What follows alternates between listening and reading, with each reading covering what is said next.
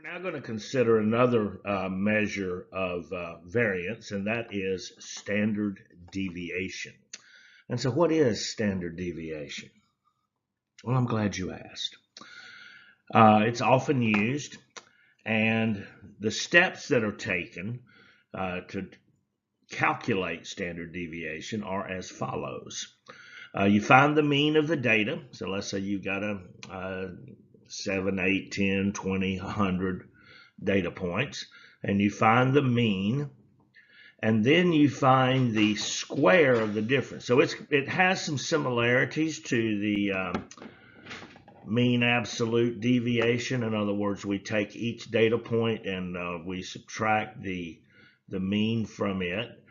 We don't have to take the absolute value of that because we're going to square those differences. So we take each data point, compare it to the mean, subtract, let's say, the mean minus the data point. We then square it.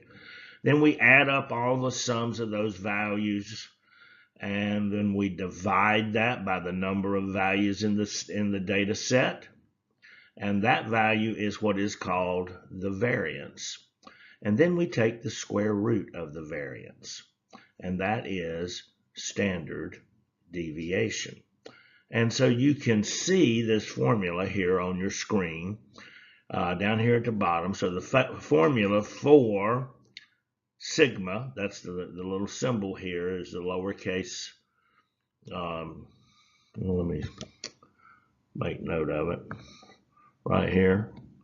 We've got the lowercase Greek letter sigma. That's what we use for standard deviation. And you can see that we've got the mean. We got the little X bar right here. That means the mean. The bar over the X, that's how we denote the mean. And then we're subtracting from it each data point, squaring that, adding them all up, dividing by the number of values in the data set, and then we take the square root of that, and we call that the standard deviation.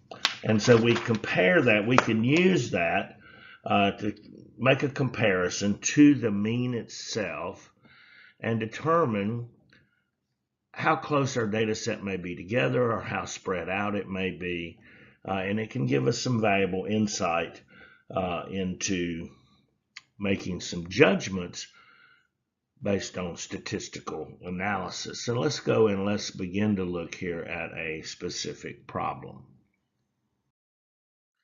So we got this guy named Caleb, and Caleb has been tracking his caloric intake, his calorie intake, for a week. And we're being asked to find and interpret the standard deviation of his calorie intake. And so one day his intake was 1,950 calories, and then 2,000, 2,100, 2,000, 1,900, 2,100, and 2,000.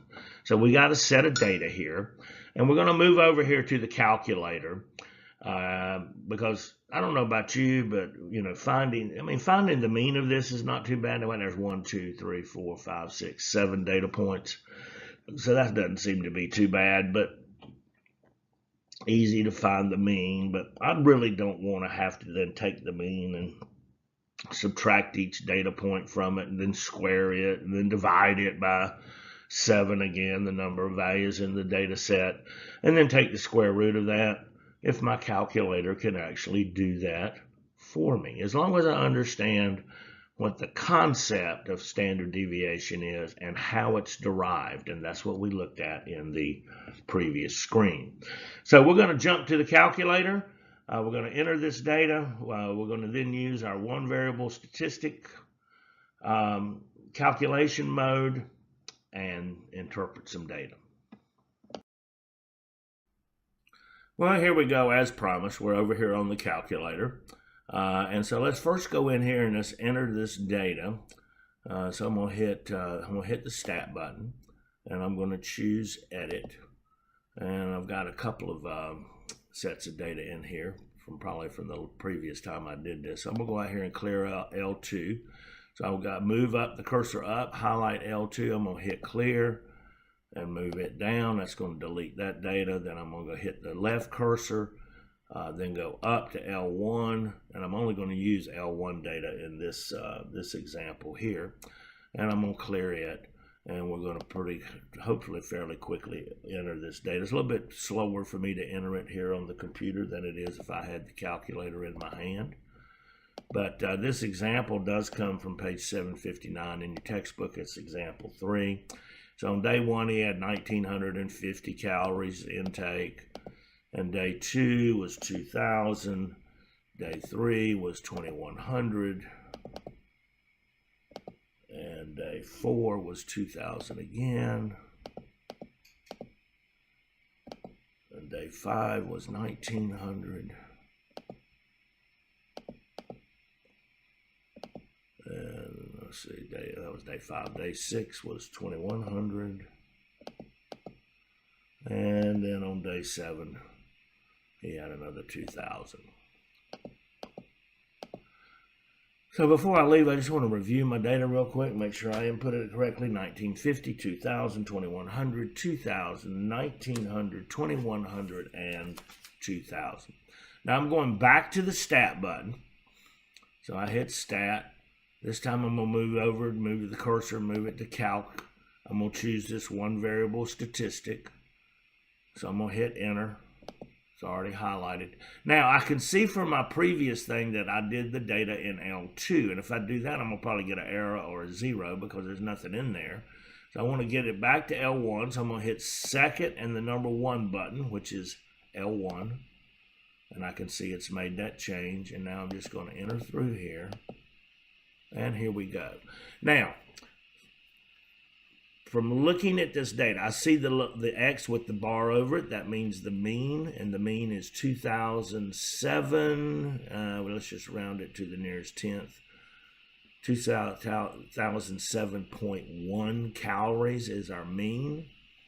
And then I move down to, let's see, 2, 3, 4. Fifth line down, I see the little sigma X. And that is the standard deviation of the population. That's actually what that means.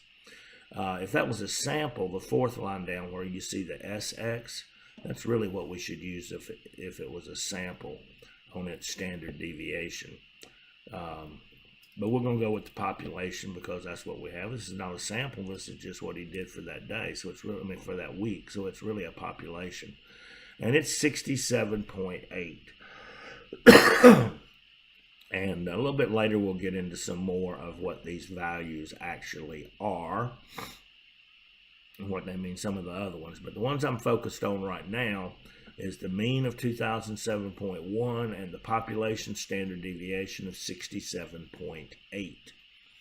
Now, relatively speaking, this standard deviation is 67.8. That's actually, if you think about it, is actually a small number when I compare it to the mean of 2007. Now you might think, well, 67.8, that doesn't really sound like a really small number, but in the context of 2007 being the mean calorie intake, it is actually pretty small. I mean, 10% of 2000 is 200, 5% is 100.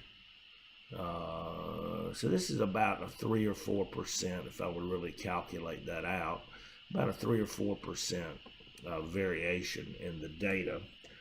And so I would say then the data values are very close to the mean of 2007. And so I could kind of accept that an average caloric intake for, what was this cat's name, Caleb, is probably pretty representative. Now, sometimes you can see it go the other way. You may see a relatively large standard deviation, which might mean that you know that your data is spread out. You may want to make you look for outliers in the data, in your data set, and things of that nature. But these are things we'll talk about as we move along into this wonderful world of statistics.